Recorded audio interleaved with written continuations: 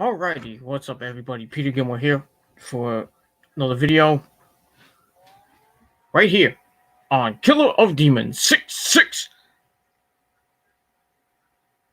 9. Thank you all for watching. Make sure you like this video. Hit that subscribe button down below. Subscribe to all my other channels, which are down below in the description box. And as always, friend me on Facebook, follow me on Twitter, share this video all over the internet, and tap that bell, turn on all my notifications so you never miss an upload. And that's that. All right, ladies and gentlemen, we are live on this late Monday night. Raw just ended about a half hour ago. So it is time for your late night, Monday night Raw review for April the 27th, 2020 from the Performance Center in Orlando, Florida. Well, Money in the Bank's quickly approaching. We are 1 week from this Sunday away. 1 week away, a little over a week away from Money in the Bank. And it has some interesting things happening on Raw. And Raw was kind of really kind of shit the bed as it usually does. The cure for insomnia. It was a horrible fucking show. Ending was fucking funny. With Drew McIntyre and Seth Rollins. Their contract signing. We had that. We had some other things. Other things happening on the show. We had a triple threat match. I can't talk. Sorry. We had a triple threat match between Shayna Baszler, Asuka, and God damn it. No, not God damn it. We had Asuka, Shayna Baszler, and Nia Jax. And we also had some unfortunate injury news to one of the members of the Money in the Bank ladder match. And I'll talk about that in just a second. And that's it. But come on in, join the chat if you're on Facebook or you're on Twitter or you're on YouTube. Come on in and join the chat. We'll talk some wrestling and talk some Monday Night Raw and all that good shit, if you know what I mean. And that's all I got to say about that. All right, so let's begin the I can't talk tonight, I'm sorry. Let's begin the review. Let's not waste any more time than I already wasted boring you for half the time. So we start off Monday Night Raw with Tom Phillips, Byron Saxton, and, well, not Jerry the King Lawler. We had the return of Samoa Joe to commentary, and nice to see Joe back on commentary. He's much better on commentary since he's, he had his concussion about a month or so ago. So we probably won't see him in the ring for a while, but hopefully we'll see him on Raw over the next coming weeks and get rid of Jerry Lawler and his, and his boring commentary. But it is what it is, and that's really all I got to say about that. And yeah, that's all I got to say. We move on from there. All right, then we start off Raw with the VIP lounge. I can't.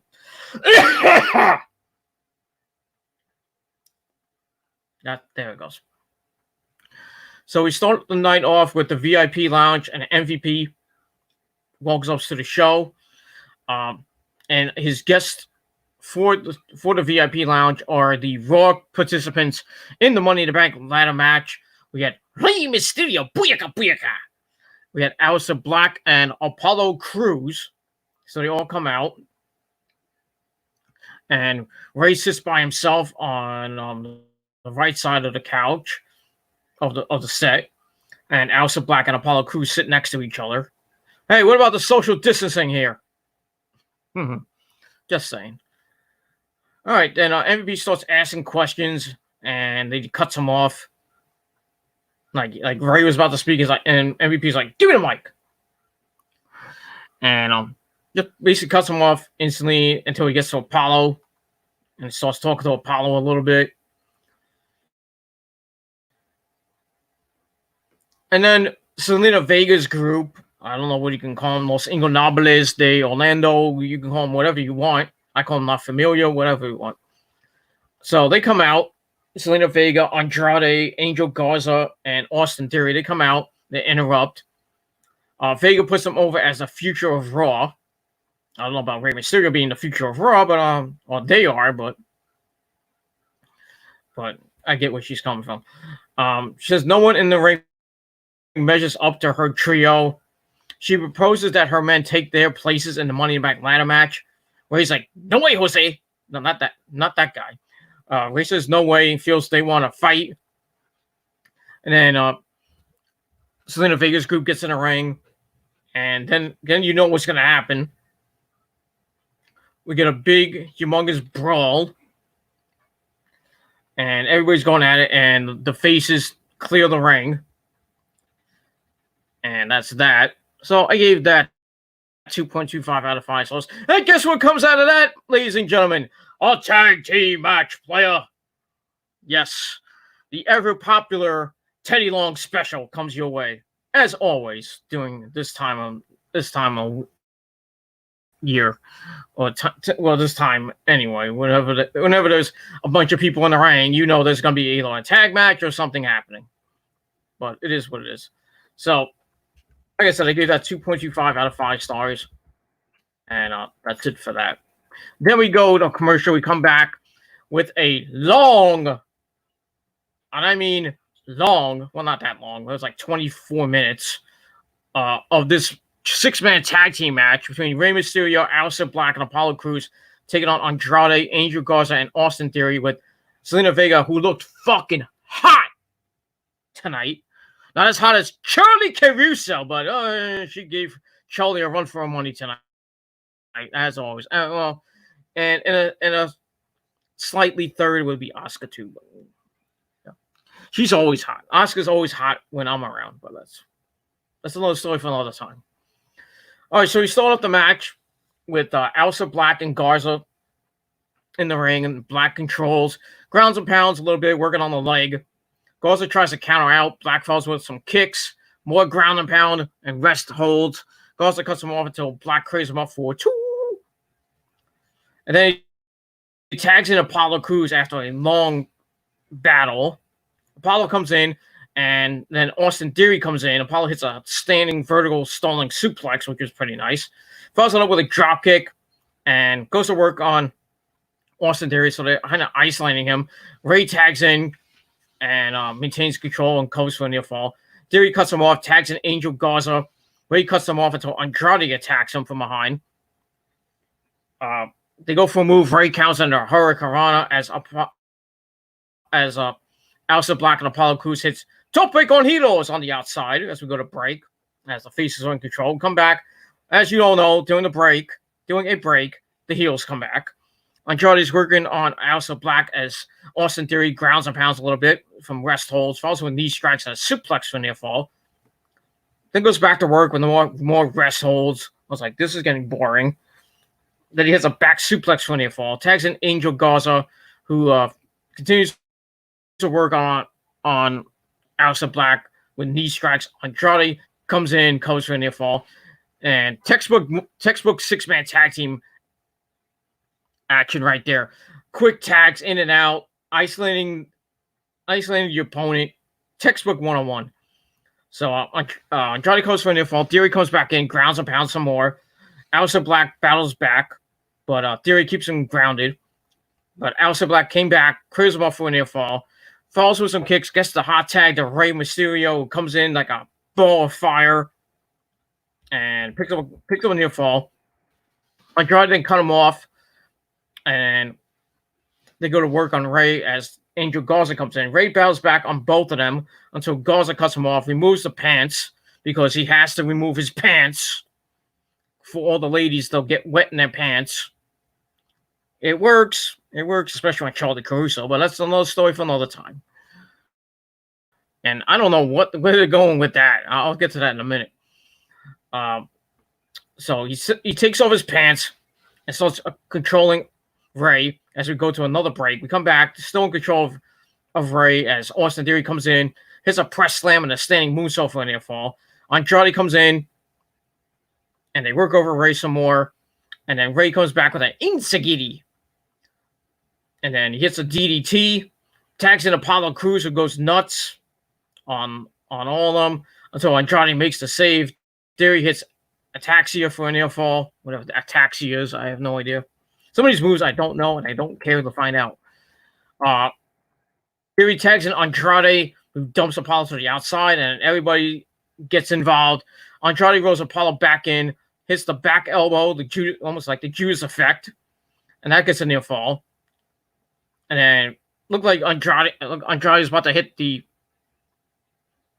the hammerlock DDT. Apollo counters into the Apollo bomb, and he picks up a big win. So Rey Mysterio, Aleister Black, and Apollo get the win in a match that really kind of went too long, in my opinion. I don't know why some of these big, like 6-man tag matches, something like Edge and Randy Orton, they go for forever, and you're like, when is this going to end? I have to go to the bathroom. I don't get these 20-minute matches. I can understand if it's like if it's AEW, you get the Young Bucks against Kenny Omega and Adam Page for 20 some odd minutes with a bunch of super kicks. But it's an entertaining 20 minutes. And that's why AEW is fucking better than WWE right now. They put on a better product and better matches. I'm telling you right now. The WWE is boring in some of these matches. I'd rather just change the channel. That's all I gotta say about that. So,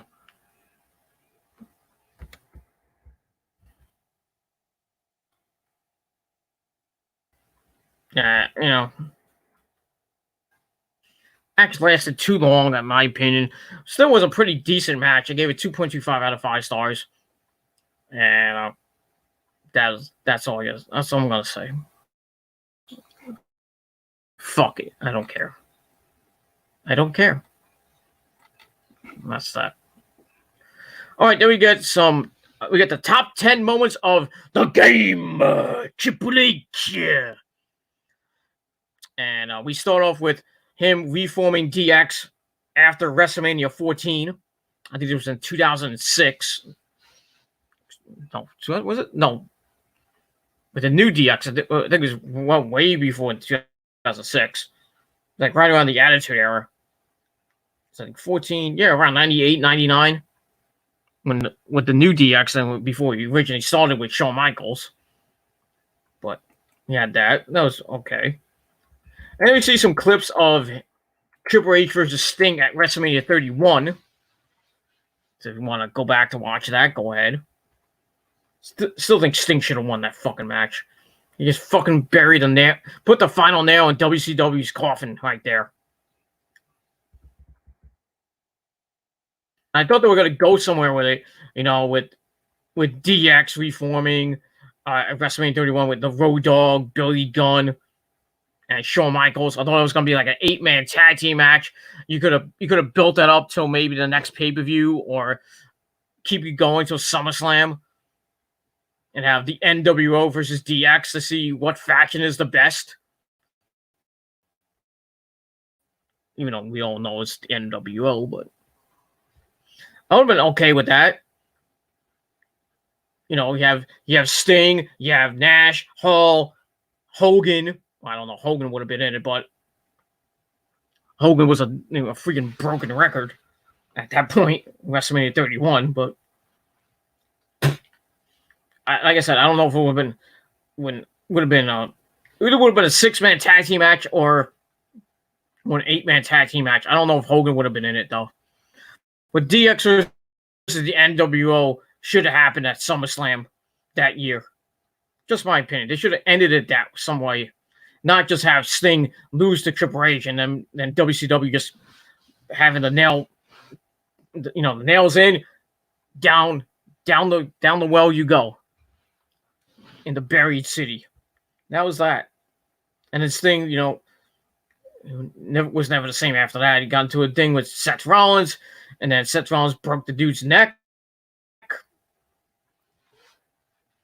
Not his fault, but it is what it is.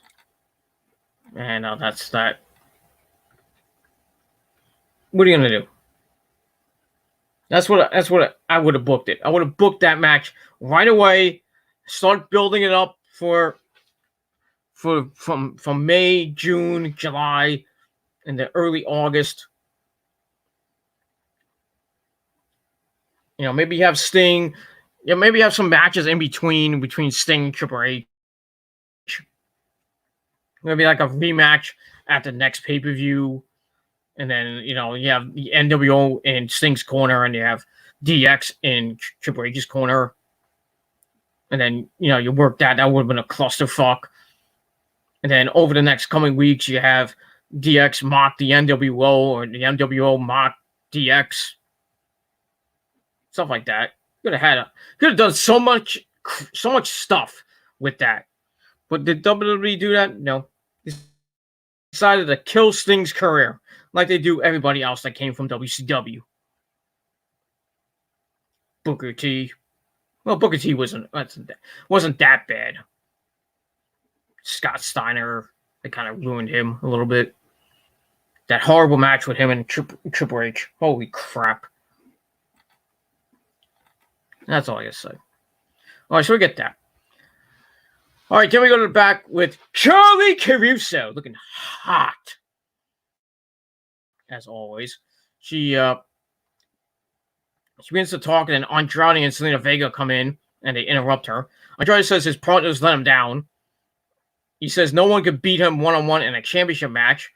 And then Apollo Crews comes in and is like, hey, I beat you. And he wants his U.S. title match right now. Andrade's like, okay, anytime, anywhere, my friend. Crews then slaps him in the mouth. And then Zelina Vega's like, okay, Apollo, you got your match tonight. So we got a U.S. title match between Apollo Crews and Zelina. Yeah, right. Apollo Crews and Andrade with Zelina Vega at ringside, as always. We'll get that.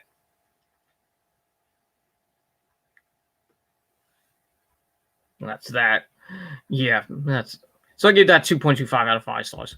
And then afterwards, they hyped Seth Rollins and Drew McIntyre at Money in the Bank. So we're gonna get this contract signing for that. And we get that. And if you're just joining me on YouTube, or if you're on Facebook, coming over from Facebook or Twitter, come on in, join the chat, share the link to my YouTube stream to Facebook or Twitter or Instagram or Daily Motion or wherever, and we'll chat. And that's that. We already have one viewer watching, and that's always nice. But I'd like to get more. I want more. Damn it! I want more viewers. That's that. All right, then we got another Triple H moment. This time, him beating The Rock on SmackDown with HBK in those horrible shorts. I don't know. That was when Hunter had the belt, or Rock had the belt. I forget who had the belt during that time. But I know it was on SmackDown. I think HBK was the ref. I don't remember. I gotta rewatch Raw to see what year that was, and then I would remember. And that was what it is. All right, and after that, we got another moment. This time when he was trying to teach Trish Stratus how to do a hammerlock, and he bent her over like he was about to fuck her in the ass. And then Stephanie walks in on them. What's that what it looks like, Steph? Yeah. Good times with Triple H and company back in the day. Triple H has some funny moments, has some good moments, some bad moments. Mostly at WrestleMania was his bad moments, but yeah.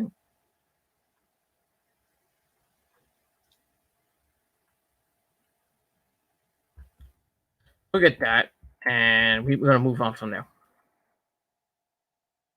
All right, after that, we get a promo from the beautiful, my first wife, Asuka. Nobody is ready for Asuka. Sit my dick. And that's all I gotta say about that. But you knew that already. You should know that by now. And if you don't know, you should know that I have 4 wives.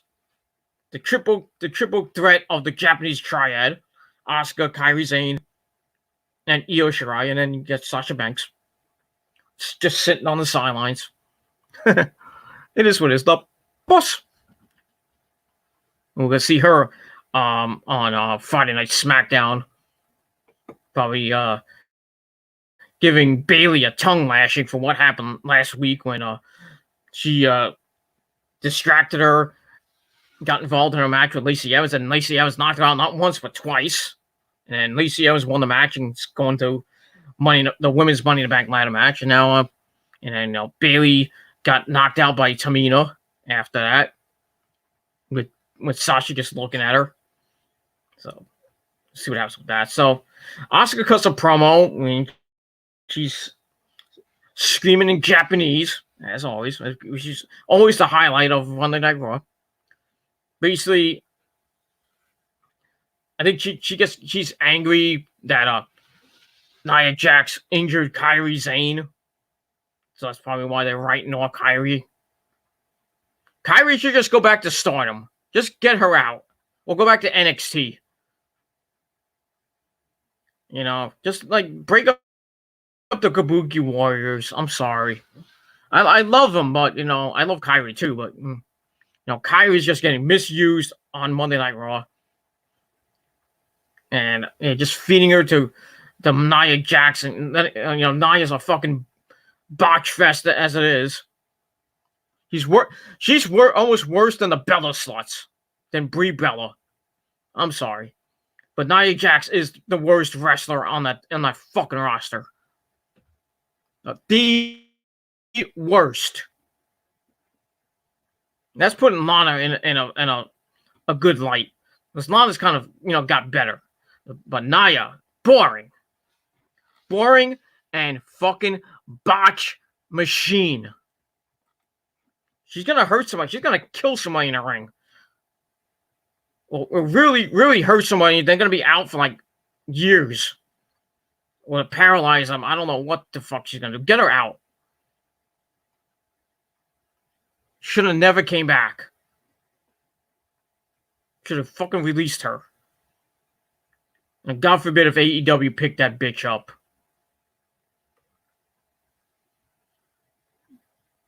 She heard somebody like Britt Baker, and that would really piss me off.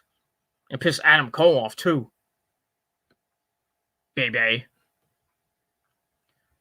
So we get that, and she's basically yelling at Nia for hurting Kairi last week. Almost killing her.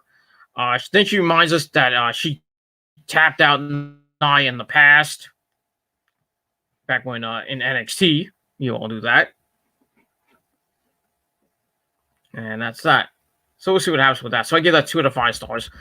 And then we get to the triple threat match between Nia Jax, Asuka, and Shayna Baszler.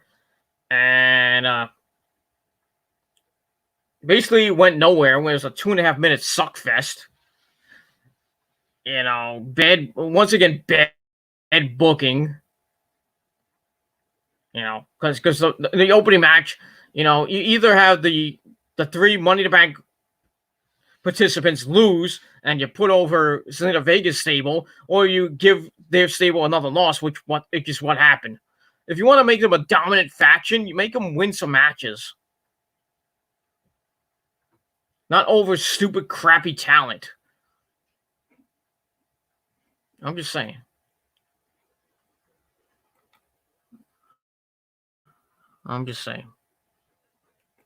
That's all I gotta say about that.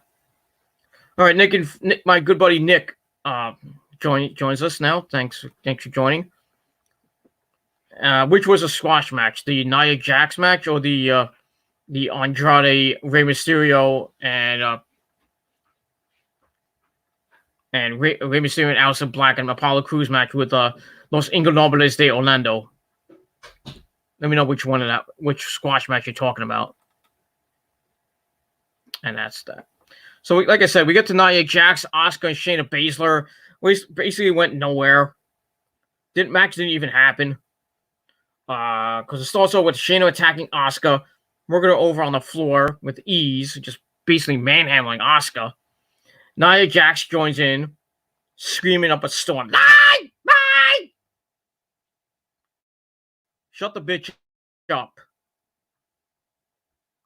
Then Asuka and Shayna team up to beat up on Nia with some head kicks. Shayna gets a ladder, and then Asuka sends her right into it. Ow. Then Nia attacks Asuka, and then attacks in the ring with a ladder. And then Nia's music hits, and I guess the match ended in a no contest, or they just threw it out. Waste of time. Waste of 2 minutes. You know. I mean, but it wanted to make all three participants, all three ladies on the Raw side look strong. I mean, you really didn't have to book this match. You could have booked maybe a segment with all of them talk, even though that would have been mostly boring. You know, Asuka would have been spewing her Japanese at him like, "Oh, nobody is ready for Asuka," and then she'd be like, "What?" And then Nia Jax would be screaming up a storm. It's like, "I'm going to climb that ladder, get mine! Money in the Bank briefcase, mine!" Just shut the fuck up. Good Lord. I want to vomit when I hear Nia Jax.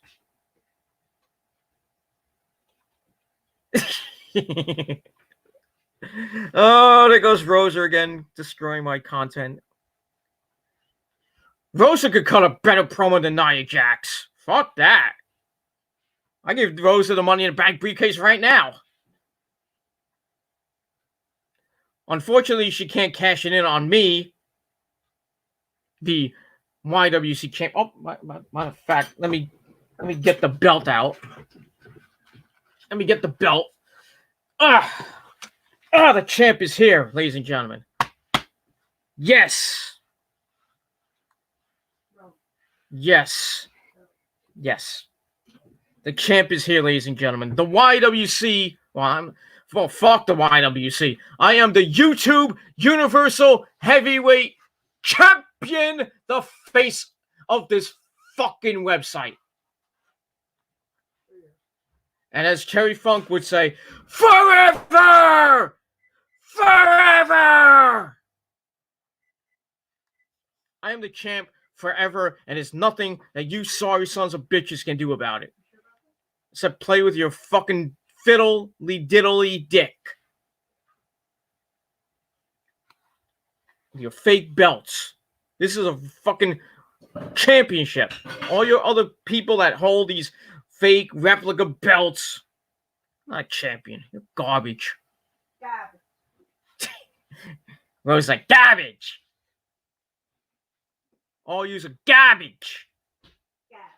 Garbage. Here she comes. All right, so yeah, forget that. So just saying, I am the Universal Champion of YouTube. There is none higher than me. Nobody is better than me.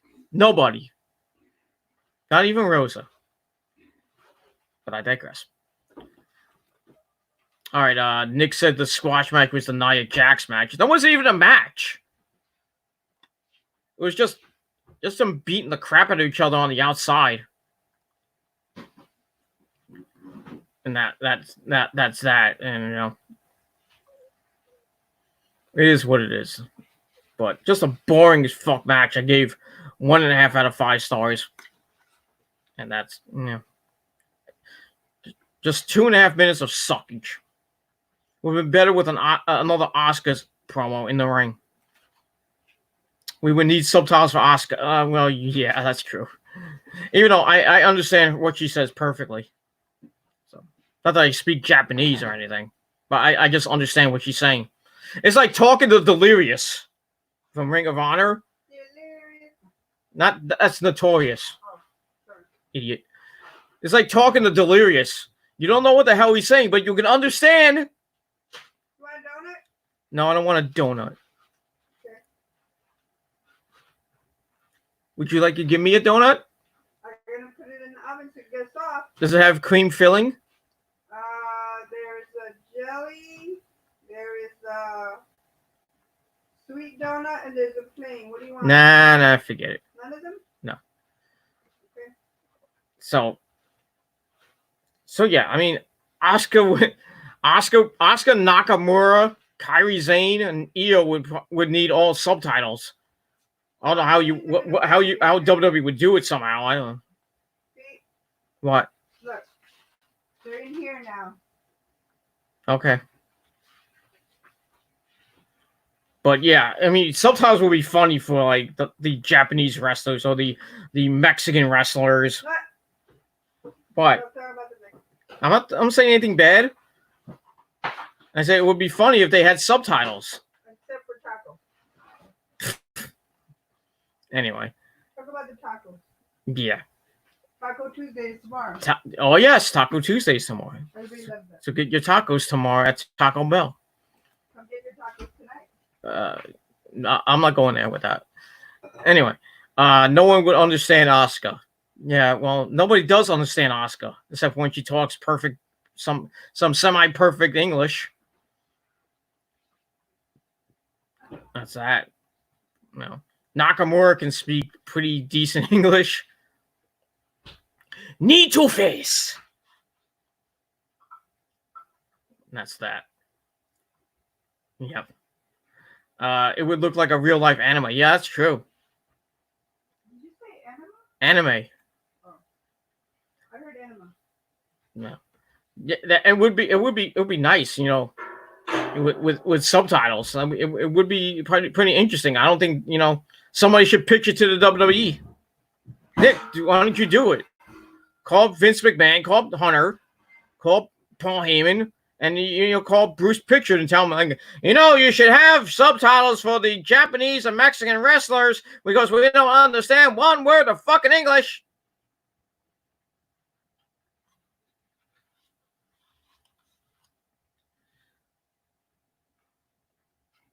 I don't understand.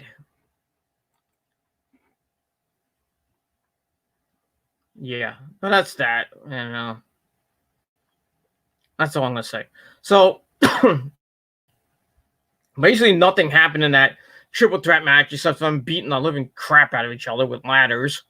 And then Nia Jax supposedly looks strong at the end because she's basically the wild card in this match. She should get put on a ladder and then everybody jumps on her and just injures her again, and she's out for a year. And then nobody would give two shits. That's all I can say about that. Fuck Nia Jax.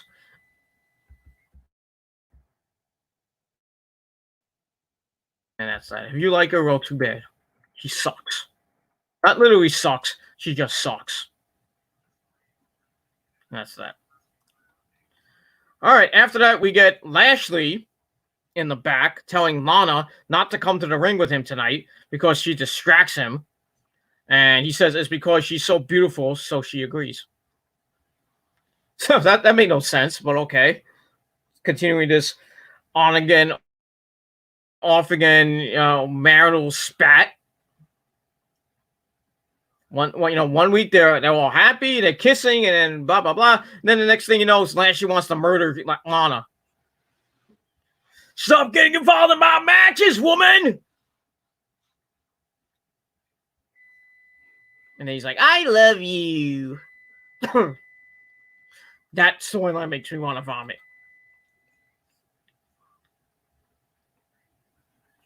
And that's that. I'll get to the chat a little bit later. I want to get through this Raw review before my voice goes out. And that's that. So I gave that 2 out of 5 stars. And then after that, we get to your squash match of the week. Lashley taking on Denzel Desjardins, who I believe we saw last week, get his ass handed to him. I think he lost to Sheamus. Poor guy. Oh my god. Basically, Lashley beat the crap out of this guy. I mean, Denzel got a little bit of moves in, nothing fancy. Lashley cuts him off, hits a slam, and then finishes him off with a spear. And that's that, man. Typical squash match. Lashley continues to be strong. I don't know where they're gonna go with this now. I mean, eventually it's gonna end with Lashley and Lana getting the divorce, and then Lana going bye. Because you know she's going to go to AEW with Rusev. Because Rusev most likely is going to go to AEW. Not be called Rusev, be probably called some other stupid name. They'll give him some weird name. They won't call Lana. They might just go by her real name, CJ Parker. I don't know how. I wonder how that's going to go on commentary. The former Roofs. Oh, we can't say that. Damn belts falling over him. Because I got massive shoulders. I'll get it off. My shoulders are so big that they can't even hold up the belt. Fucking shit.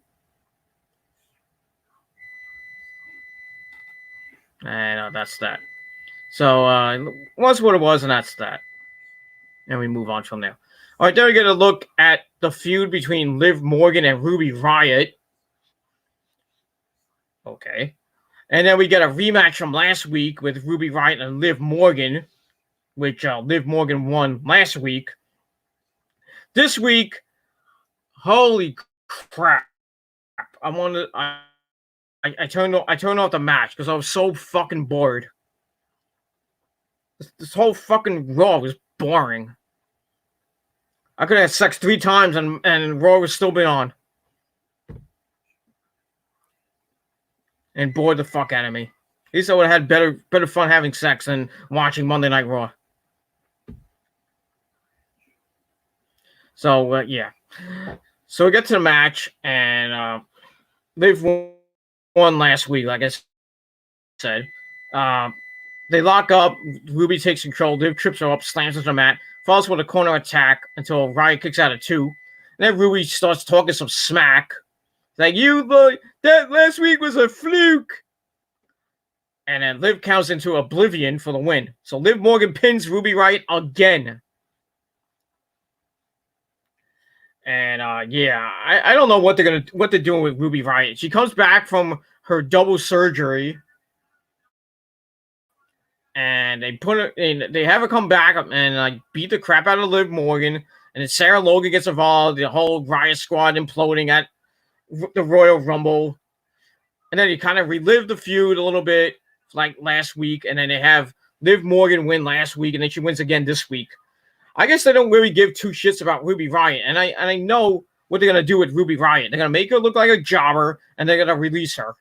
And I hate this, and I hate that for Heidi Lovelace. I'm sorry. She should just go back to WSU or Shimmer or Shine, build her reputation back up again, or go to AEW. I would let her go to Impact. Really, I don't think I don't think she would do that great in AEW. I don't think so. Unless she goes back to being Heidi Lovelace and, who she was when she came to WWE. Or if she goes to Impact, kind of heightens the women's division there. Ring of Honor, don't really want to see her in a Ring of Honor. Even though, the women, they need women for the Women of Honor. Because basically it's Sumi Sakai, Jenny Rose, Maria Manic, that crazy Scott lady, I forgot her name, and Angelina Love. That's it. And they got a couple other ones, but nobody of significance. And they were supposed to crown a new women's champion during around this time, but I think when Ring of Honor eventually comes back, which will probably be either the end of this year or early next year, is when fans go back into the stands and everything, which is going to be at the end of the year or early next year. They're going to crown a new women's champion. I don't know who they're going to give it to. Give it back to Angelina for the second time. I would be okay with it. Give it back to Sumi, even though Sumi's going on a mean streak now. Give it a belt for the second time, or maybe give it to somebody like Mandy Rose, not Mandy Rose, Mandy Leone, or give it to Maria Manic. You know, the chick that got beat up by Teddy Hart. I think you know what I'm talking about. Teddy Hart's a fucking prick too. And I met him last year. Seemed like a good guy. Fucking white, fucking prick. Drugged up prick too. But yeah, that's the way it is with the Hart family. The only good one to come out of the Hart family was Brett and Owen, and sadly, Owen is gone. I can't wait for that Dark Side of the Ring with Owen story about Owen Hart. That is going to be fucking. And you thought the Chris Benoit story was tear jerking? Mm-hmm. Wait till that comes out next month. The Owen Hart story. I'm going to cry like a bitch. And that's going to be. They should do like a 5-part series with Owen Hart. Maybe get Martha Hart to, you know, on that thing. I would love to hear from Martha Hart on the Dark Side of the Ring. Get Martha Hart to talk about it. I know she won't because she doesn't want to let shit go from 20 some odd years. Well, not even 20. Said 90. I think he died in 98, 99. So it's about 10, 12 years now. I mean, let it go, Martha. Come on. I want Owen Hart in the Hall of Fame. Everybody does. Brett wants him in the Hall of Fame. We're supposed to get the British Bulldog in the Hall of Fame. I thought it was going to happen this year, but they didn't announce it. Maybe he'll go in next year. Fingers crossed, though. Put the British Bulldogs as a tag team in the Hall of Fame first. That's what I would do. But I don't know. Either way, it doesn't matter. If the British Bulldog, Davey Boy Smith, goes in by himself, that's great. Or if he goes in with the Dynamite Kid as the British Bulldogs, you put him in. And they're going to put Matilda in, too. Well, she be in twice, maybe. Because you got Frankie. Frankie's in, basically, with Coco Beware. Jake the Snake, I don't even know if he's in the... Yeah, I think Jake the Snake's in the Hall of Fame. Yeah, he is in the Hall of Fame. Damien's in the Hall of Fame with him, so there'll be a third pet to be inducted to the Hall of Fame. So put Matilda in the Hall of Fame. That's that. And we move on from there. So Ruby wins again. Liv wins again. And I think Ruby Riot's future with the WWE is slowly dimming and fading, and we'll probably see her released in probably a couple months or in a month or two. We'll see what happens with that. And after the match, Liv cuts a promo. Not that we needed a promo from her. She says she's still trying to find out who she is, but she's confident about doing good lucha things at the genesis of the beginning of the era of Liv. Okay. She wants to do good things. Okay. I didn't understand that promo. If somebody wants to let me know what that promo meant, you know, by all means, let me know. Go to church. What do you know about promos? Get out of here. Shut up. You said good things. Well, good things. You know, you didn't have to go to church. See, if Liv Morgan would have came back as Sister Abigail, or at least if they would have started the Sister Abigail gimmick, Liv Morgan would have been a star.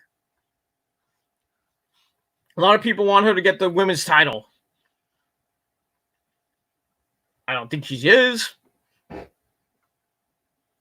Not too, but you know, I don't think Liv Morgan is going to win the title anytime soon. And anytime soon, no. So we get that, and we're going to move on. All right, then we get another Triple H moment. This time, him winning the 1997 King of the Ring when he was known as Hunter Hearst Helmsley.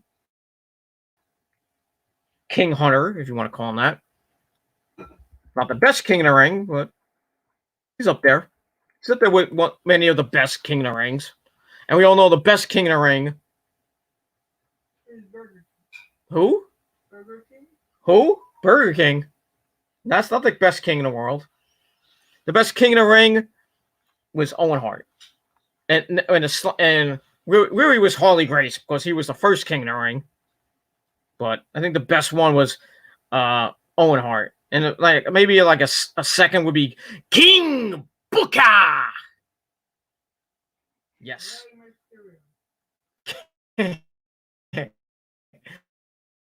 King Booker with Sharmell.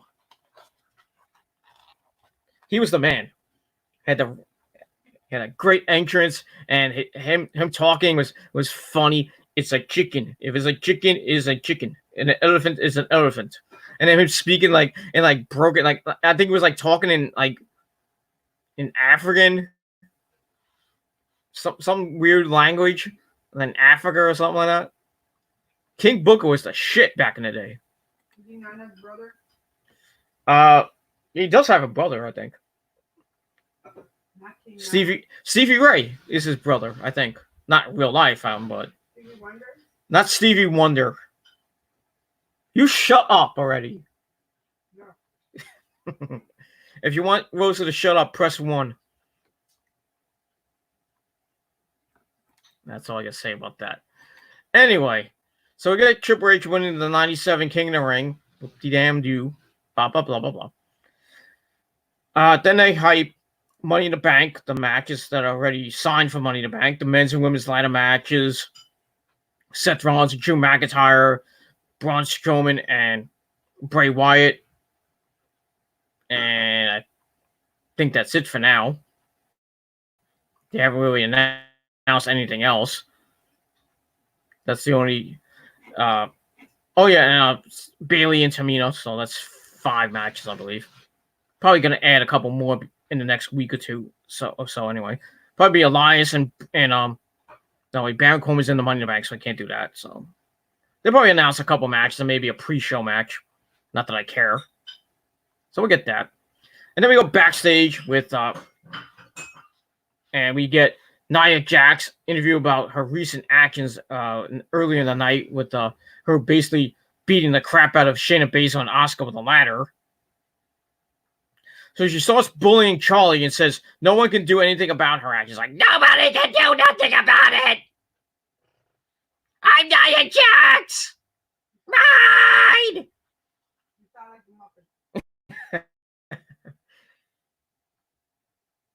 Sounds like she had she got an anal raping or something. I don't know. I can't stand her talking or screaming. It makes me want to vomit. Oh, boo! We got somebody wants you to shut up. So somebody press 1. So nobody likes Rosa, I guess. I can't do anything about it. Nobody likes you. What is that?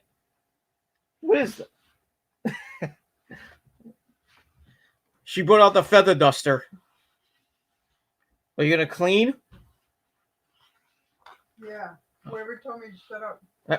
You shut up. No, you. No, get that away from me. I can't shut her up. So, Nick, I'm sorry. So, I'm sorry, Nick, and I'm sorry, ladies and gentlemen, for Rosa's incessant barking. But it makes for great content, though. Back in the day, me and Rosa made a lot of good content. I kind of missed that. It is what it is. All right, so we get that. So I give that 2 out of 5 stars. And then after that, we got another Triple H moment. This time, NXT invading SmackDown from about a year or so ago. When when they had that whole Saudi Arabia plane thing where Roman Reigns and Michael Cole and most of the SmackDown roster was stuck in Saudi Arabia because the prince had some not so nice things to say about the Vince. He was going to keep him there, and then eventually they came back the next week.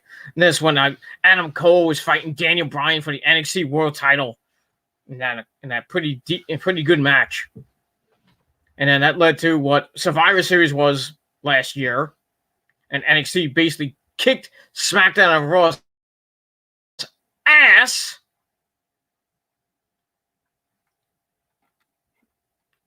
But that's all I got to say about that. And we're going to move on from there. And that's that. All right, then we get the Viking Raiders cutting another promo on the Street Profits. They put them over, but remind them that they have never beaten them. That's true. As long as they are around, the Street Profits will only be second best, and they dare them to prove them wrong. They want the smoke. And this is what they should have done last week. Not have them in the car doing semi-car karaoke. Viking Raiders, and then like Ivar eating a turkey bone. That was fucking stupid. This is what they should have done last week.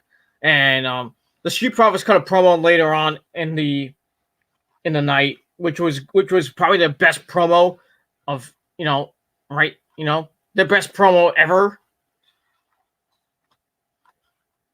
This should have been last week's show. And just fucking horrible. That's all I gotta say about that. So I gave that.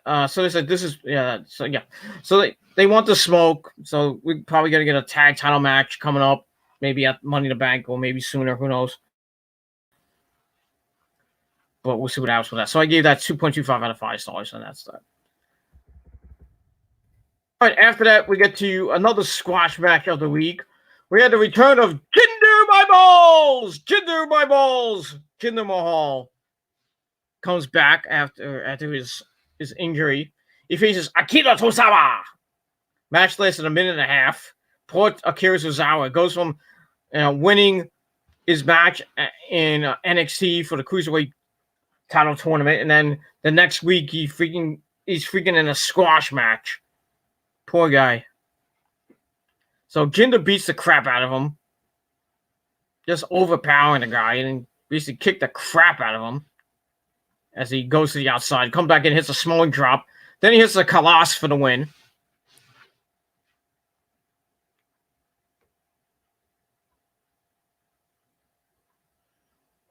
So yeah, so Jinder My Balls is back. So, and nobody gave a flying fuck about that. And that's that. And we move on from there. Just a waste. I don't give two craps about Jinder My Balls. Maybe we'll have a program with Drew McIntyre over the WWE title, so you have a little bit of a 3MB kind of thing. Even though Heath Slater is released, it is what it is. And that's that. All right, then we get to another Triple H moment.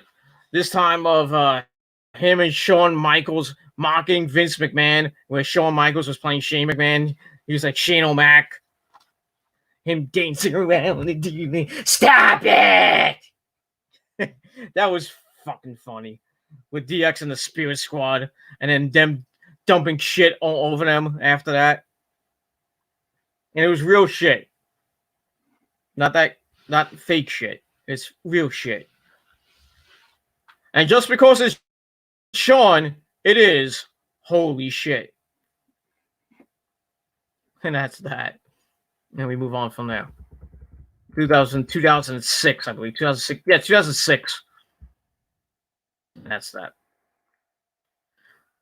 All right, after that, we get the United States title match between Andrade and Apollo Crews. We had Zelina Vega at ringside. Pretty decent match for what it was. Sucks with the ending of the match, but we'll get to that in a minute. Starts with them locking up, and a clean break after that. Apollo then works on the arm, grounding Andrade, and so Andrade takes him to the ropes. Then he hits a cheap shot, slows the pace down a little bit with some rest holds, looking to ground and pound. They go back and forth with tackles and some chops. And Apollo hits a drop kick and then sends Andrade to the floor. And Apollo fouls him out. And Apollo controls until Andrade cuts him off, and they go back in the ring. Falls with some chops on a drop kick. And they go to the floor again. Andrade controls, and Apollo looked like he tweaked his knee for a little bit. That's going to come into play at the end, but I'll talk about that in a minute. As we go to break, we come back. Andrade targets the knee, dumps Apollo to the outside. Andrade continues to control him back as they go back in, grounds and pounds a little bit, and locks in a half crab. Apollo got out of that. He falls with some strikes and then goes for the shotgun knee and missed it. Apollo hits an angle slam, tries to get back into the match. And there was some strikes. He works over Andrade in the corner, hits a splash and then an overhead suplex. But Andrade comes back. Apollo cuts him off with an Insagiti and a press slam and then a standing moonsault for a near fall. And he tries to go to work on Andrade. Andrade cuts him off with a double knees for a near fall. Then they go back and forth. Andrade hits a DDT for a near fall. Goes for the hammerlock DDT. Apollo countered into a power slam for a near fall. He goes up top. Andrade cuts him off, and Andrade follows him up but gets dumped to the floor. Apollo goes for a splash. He missed it. And right after that, he clutched at his knee. And Andrade starts attacking the knee. And then the referee had a call for the bell. Because Apollo looked like he hurt his knee really bad. And sucks the ending. Look like Apollo had the match won, and we're gonna get a new U.S. champion. But things happen. Sucks that Apollo got hurt. They were giving him a nice push. Now he's gonna be out of the Money in the Bank briefcase match, so they're gonna have to replace him with who? I don't know. If it'd be anybody, I would. Well, they'll probably put Andrade in, just because. Or they'll put Angel Garza or Andrade will get in. I would love to put Austin Theory in there, but I think it's probably gonna be one of those three guys. But because they're not gonna put anybody else in, like Akira Tozawa or somebody from from NXT. Not gonna be anybody like that, but we'll see. So Apollo's gonna be out for a while, probably 3 to 6 months, maybe. I don't know, depending on how bad his knee.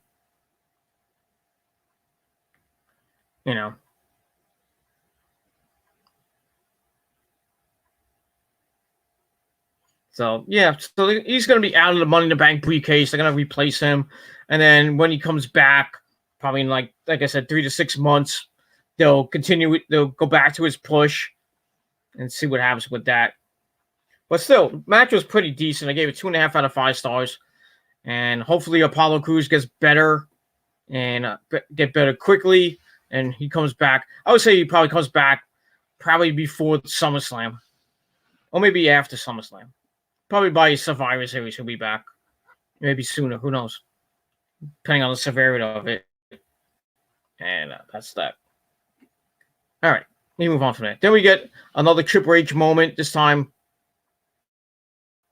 him forming Evolution with Randy Orton at his monotonous voice. And Batista and Nick Chapai, Ric Flair. Pretty good faction. Not as great as the NWO, but it is what it is. That's that. And we move on from there. All right, then we get the Street Profits cutting a promo, probably the best promo that they ever cut. Even then, instead of them being jackasses, they actually were serious this time. So they challenged the Viking Raiders to a match for the tag titles on next week's show. So we'll see what happens with that. It should be a pretty decent match, and we'll see if the Street Profits can beat the Viking Raiders this time, or the Viking Raiders will become champions again. I believe they've become 2-time champs. I'm 2 or 3. I think it's 2. So we'll get that. And we'll see what happens next week, and that's that. All right, then we got a Becky Lynch video package from her from the 24 Chronicle 24 series thing. That's that, and we're gonna move on from there with that. And that was pretty nice. That's that. All right, then we get back to the ring for our next match. Ricochet and Cedric Alexander taking on Everrise, Martel, and Parker. I think this is like an NXT team. I could be wrong. Or they're just a makeshift jobber team. But it is what it is. Match was kind of eh. Yeah, you could have, they're pushing Ricochet and Cedric as a bona fide tag team now. Maybe a possible tag title match down the line. Let me just put my thing in here. Hold on.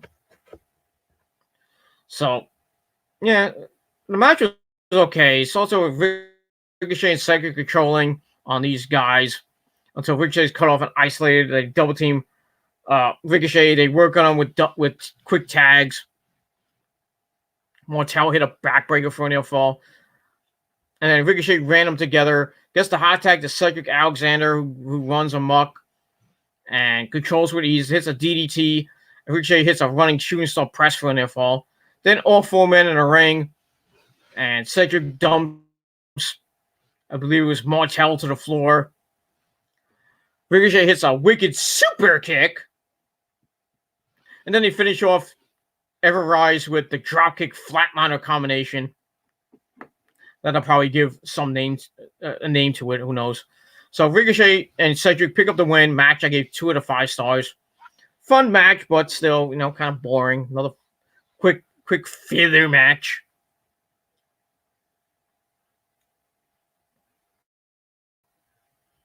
And that's pretty much I gotta say about that. And then afterwards, MVP appears on the Titantron, and he's next to Shane Thorne and Brendan Vink, who Ricochet and Cedric beat a couple weeks ago. So he proposes a rematch between them, and Ricochet's like, "Hey, yeah, let's beat him again."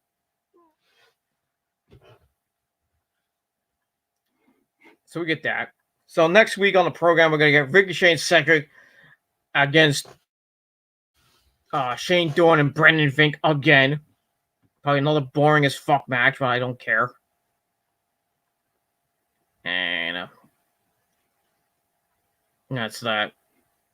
And we move on from there. So next week we get that match, and it should be exciting.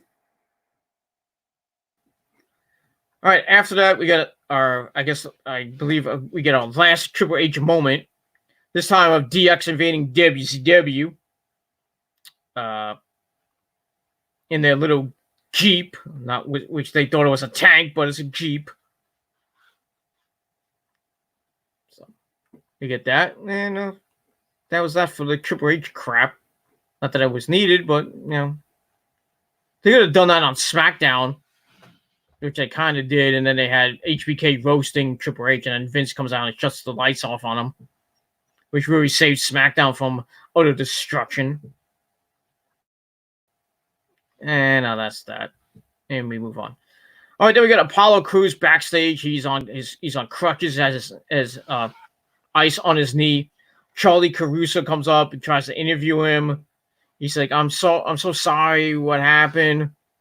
What are you gonna do now? And Apollo's like, he's crying. There's no crying in wrestling, but there is. So he's sad. He's a sad little man. And so that's basically it. And he limps away after that. So nothing left to say for Apollo. He knows his dream of maybe getting the Money in the Bank briefcase is gone. And, his chance at the U.S. title is gone. I don't know what's going to happen when he comes back. What they're going to do with him. If they're going to make him come back and they continue his push, or he goes back into Titus Catering. That's that. So I gave that 2 out of 5 stars, and sucks to be Apollo Crews, and that's that. All right. Then we got more hype for Drew McIntyre and Seth Rollins. get into the contract signing a little bit. And then after that, we get to our, I thought it was the final, what it is the final Triple H moment. Not a great moment. It was him tearing his quad when he was teamed up with Stone Cold Steve Austin in the two-man power trip when they were the tag team champions. And they faced Chris Jericho and Chris Benoit. And he tore his quad and he finished the match. And then he came back at MSG in 2002, and then won the Royal Rumble, went to WrestleMania, beat Chris Jericho for the undisputed title. And rest is history after that. And we're going to move on from there, and that's that. All right, then we get to the final segment of the night, the contract signing between Drew McIntyre and Seth Rollins. How much time have I got? Oh, wow. Anyway, we got a lot of time, so it doesn't matter. So we got Jerry Lawler in the ring. Sadly, the host is crap. So he hypes the unique Money in the Bank ladder match gimmick, starting from the ground floor, and they have to race to the top of the roof, and then get in the ring, and then climb the ladder and get the briefcase. Interesting concept. See how that plays out. So he brings out Drew and Seth. Seth's in a suit and tie and his man bun, looking like almost looking like Agent 47 in the Hitman. He looked like the Hitman almost. Not the Hitman Bret Hart, but he looked like somebody like a mafia guy or somebody. Like kind of almost like the Agent of Fall when he was back in Ring of Honor. But it's that. So Drew comes out all casual with the WWE title. So Drew tells Jerry Lawler to get the hell out of my ring. Not that he was needed anyway. So Jerry Lawler leaves. Thank God for that. So they sit down. They look at each other. Drew signs the contract. And Seth cuts a pretty good speech. Says he didn't want to do it, but he had to do it, and yes, he started it a couple weeks ago. He says the title needs to be with him. It's not about him or Drew. It's bigger, and Drew would be a great champion one day, but he's not a leader. Seth is, and they could turn him. Drew could turn to him for guidance. He's going to be the light in the darkness, so Drew won't have to. He will make the sacrifice of crushing Drew's dream for the greater good, and then Drew could find him, and Seth can lead him to bigger and better things, maybe. So Drew's like, damn, that was deep. That was deep, man.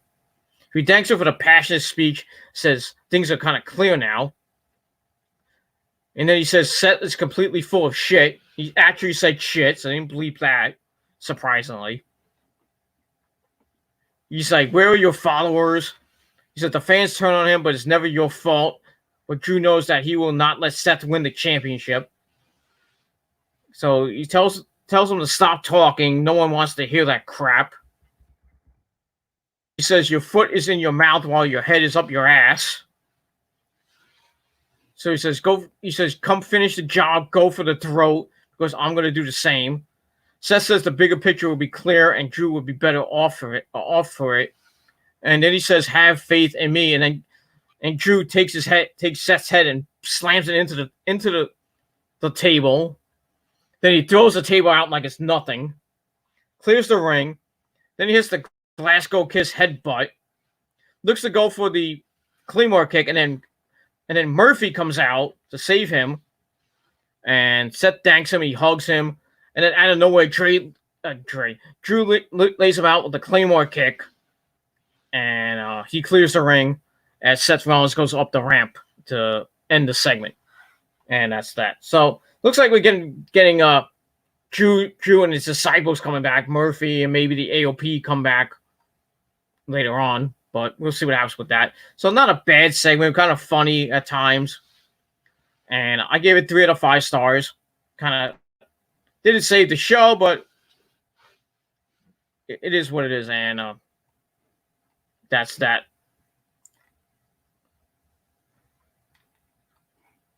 And that's that for Monday Night Raw. So like I said, 3 out of 5 stars for that. Was pretty pretty decent contract signing, and we'll see what happens next week on Raw, the go home show before Money in the Bank. So probably get something with the ladders, and like the Raw superstars will beat each other up, or they'll talk on the ladders or something like they did a couple years ago with all of them talking. They probably do that, and then they'll probably do something on SmackDown, typical like that. Who knows? And we'll see what happens with that. So, all in all, Raw was kind of not great, not good, but not great. So I gave it right down the middle. That Beetle Fonzo was his. I give it 5 out of 10 stars. Let me know what you guys thought of the show in a comment or a video reply down below. And if you have any questions, you can put them in the chat now. I'm going to talk for a little while on that, and I'm probably going to end shop soon. So I'll watch a couple more videos on YouTube and then go to bed because I got the day off tomorrow. Yay! So we got that, and that's that. So let me know what you guys think of the show. If you want to talk for another 5-10 minutes about the show, about anything in the world of professional wrestling, come on in and join in, and that's that. So let's consult the chat as we end the show. Nick says we're talking. He was talking about Asuka. We were talking about Asuka and Kairi Sane and Nakamura and Io getting subtitles on the Mexican wrestlers. Like Andrade and Angel. Even though Angel Garza speaks perfect English, you can talk. They get down like Rey Mysterio talking Spanish. You can have little subtitles underneath, like kind of like how they did with Kai and Tai. Evil. Indeed. I miss Kai and Tai. Taka Michinoku's in New Japan being Zack Sabre Jr.'s mouthpiece, while Funaki is doing Japanese commentary for the Japanese market when they do pay-per-views and stuff. And I think they do Raw and SmackDown there too. I'm not sure. And maybe NXT. I don't know. But it is what it is, and that's all I can say about that. Then we're going to move on. All right. We got a newbie in there. Little Fettuccine 69. Nice name. Do you like fettuccine? Or are you an Italian like me? Who knows? He says, favorite Dwayne The Rock Johnson movie. I haven't watched many of them, so if I had to pick one, I'd probably pick The Scorpion King. That's the only one I know that I've actually seen besides the Fast and Furious movies, which weren't that good. So if I had to pick one, I'd probably pick The Scorpion King with the one that we was actually in. And that's that. I didn't like the Tooth Fairy. The Tooth Fairy was fucking boring. The one we was in with Kevin Hart, it was all right. It was funny at times, but that was that. The Jungle, what was it called? Jumanji 1 and Jumanji 2. I didn't really like that much.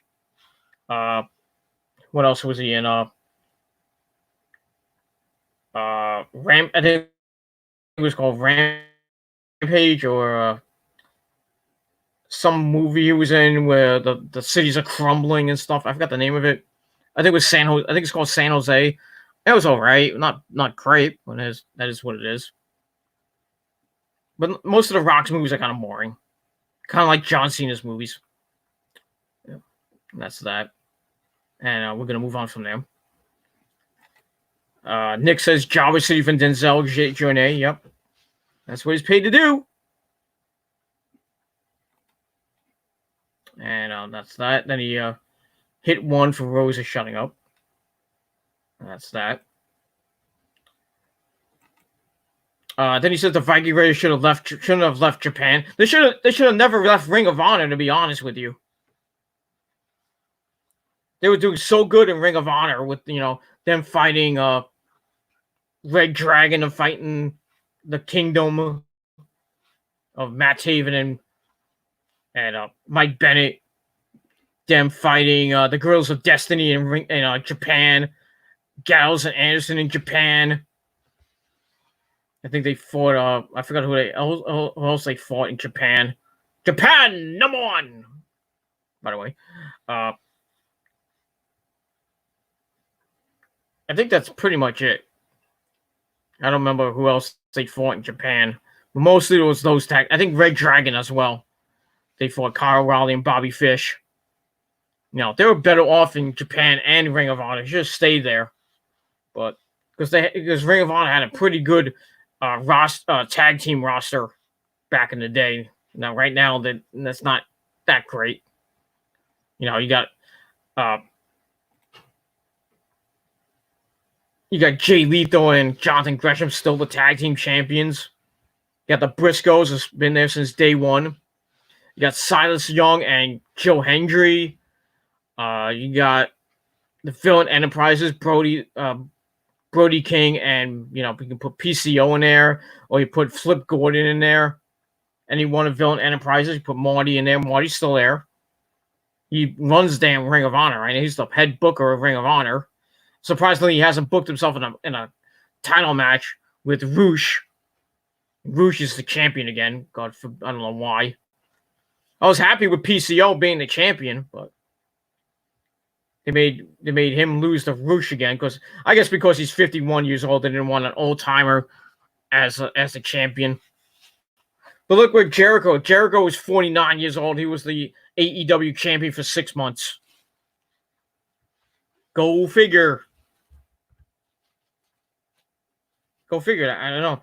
They had an old guy win the belt then, They had Hogan when he was like 50, almost 60 years old, win the belt back in 2000, and when the NWO came back. I forgot what year that was. I think it was 2004, something like that, 2006, somewhere. I think it was around that time. 2002 to 2006, somewhere around there. We'll get that. But yeah, going back to the Viking Raiders, they should have stayed in Ring of Honor. Or they could have left and went to AEW. They could have waited a while, then came into AEW. But them losing the war, they came in as the Raw Raiders, which pissed me off. I wanted them to stay as War Machine, but they gave them the Raw Raiders gimmick, and then they changed it to the Viking Raiders because Vince didn't want to use war in it. Didn't like the term war. Raw is War was back in the Attitude Era. Vince is fucking stupid. Creative is fucking stupid. But you knew that already. That's that. And we're going to move on. Jinder Mahal, or as Grim calls him, Jingle My Balls. No, his name is Jinder My Balls. Not Jingle My Balls. It's Jinder My Balls. That's that. And fuck Grim. Fuck Grim and his clickbaiting titles. Fat ass. But I digress. And we move on from there. And then Nick says the game plan. Oh, I forgot he was in the game plan. That wasn't a bit. That movie wasn't that bad. And that's pretty much all I got to say about that. Anything else? No. All right, so I'm going to end the video right here. And going to go edit it. And then I'm probably going to lay down and then go to bed. Got a long day tomorrow. Got to go shopping. And I got to I have to talk to the doctor, and my weekly visit to the therapist, which is boring for 45 fucking minutes, but I waste 45 minutes out of my day when I could be sleeping or doing something else. But it is what it is, and it takes money out of my pocket. Fuck that shit. And then I got to get my pills refilled on Sunday with my psychiatrist. So I gotta talk to her for like 15 minutes to a half hour. So I'm hopefully gonna be off Sunday, but we'll see. I might have to.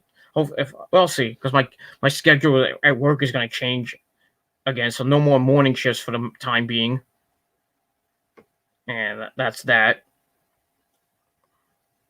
So, but still getting the money you wish you had, and that's that. All right, Nick says later. All right, thanks for joining me, Nick, and Little Fettuccine 69 coming in the chat, and anybody else who watched on YouTube or on Facebook or Twitter, thanks for watching. And once again, 5 out of 10 stars for Monday Night Raw. It wasn't a great show, and we'll see what happens with SmackDown this week. With NXT as well. NXT should be pretty decent. They got Mia Yim and Charlotte Flair, and Keith Lee defending the North American title against Damian Priest. See what comes out of that. Maybe a new champion. Who knows? And then this Friday night on SmackDown, we got Otis and Dolph in the final Money in the Bank qualifying match for the men. So we'll see who joins them. Joins the other 5. Well, the other 4 now, because Apollo Crews is most likely going to be out.